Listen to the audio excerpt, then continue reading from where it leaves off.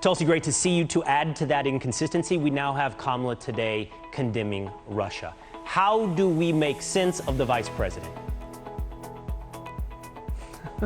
That's a great question, Will. Another note of hypocrisy coming from Kamala Harris and this administration is you mentioned how during her illustrious record as Attorney General in California, you gave some of those examples, she kept prisoners in prison longer than their sentences to use them as free slave labor. Yet at the same time, these very same people are condemning other countries for doing the exact same thing. It doesn't make any sense.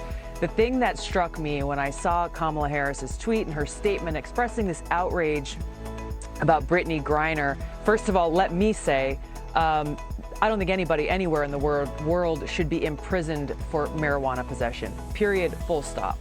When you look at Kamala Harris's statement on Twitter, she's expressing this outrage about Brittney Griner. My question for her and the Biden administration is, where is your outrage for your fellow Americans who are sitting in prison today here in the United States of America because of minor marijuana violations? How come you are not fighting as hard for them to be returned home and reunited with their families as you are for Brittney Griner? And to me, the message to the American people through their actions is loud and clear, is that if you are rich and powerful or famous, then you will get special treatment from this administration. If you are not, we don't care about you and we're going to let you sit there and rot in jail.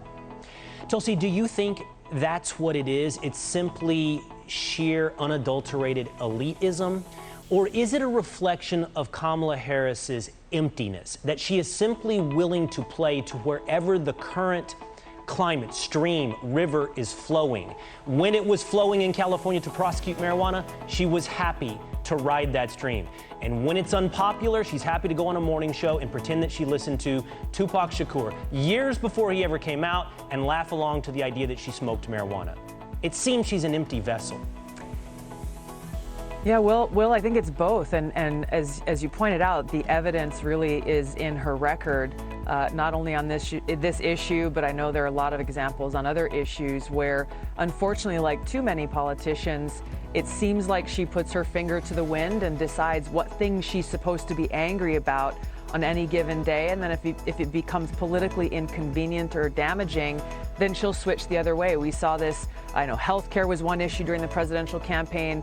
On Monday, Tuesday, Wednesday, and Thursday, she gave almost opposing answers on that issue, leaving even the mainstream media, like the New York Times, saying, well, what do you actually, where do you stand on healthcare? and so, I think it's unfortunate. It's unfortunate that we have a vice president of the United States who doesn't appear to stand for anything other than herself. Oh, you make a great point, though. Condemning Russia for something that the vice president has very little control, while leaving Americans to suffer under the punishment of those very similar laws right here in America where you do have control.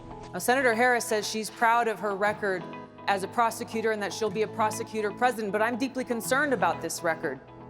There are too many examples to cite, but she put over 1,500 people in jail for marijuana violations and then laughed about it when she was asked if she ever smoked marijuana. She blocked evidence. She blocked evidence that would have freed an innocent man from death row until the courts forced her to do so.